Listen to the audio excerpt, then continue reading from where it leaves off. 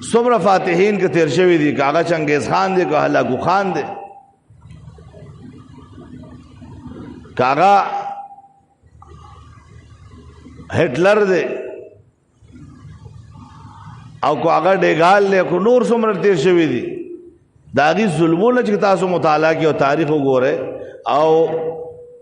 بیا په پہلی جنگ عظیم کې او په دوسری جنگ عظیم کې د 3.5 کروڑ له تر 6 کروڑه پورې افراد انسانی هغه تباہ و برباد شو.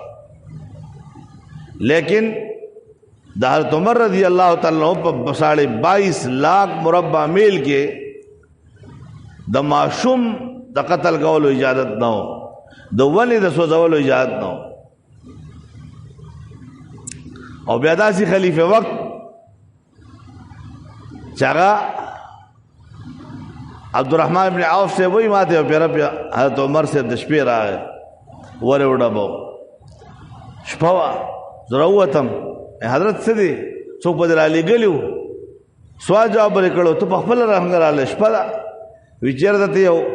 قافله راغلی ده بهر چې دواړه لاړ شو چې پیری وکړو اب ستړي او قافله ده که څه د اوبو خوراک ضرور دي چې اول یوسو او داسې عمر رضی اللہ تعالی عنہ چې پیغمبر صلی الله علیه وسلم فرمایي چې په هر یو امت کې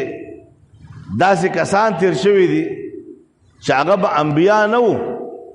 خو د الله د طرف نه باغي ته الهام کېدو د الله خبرې به ورسره کېدې فإن يك في هذه الأمة فإنه عمر، اگر په دې امت کې دی نو هغه عمر دی.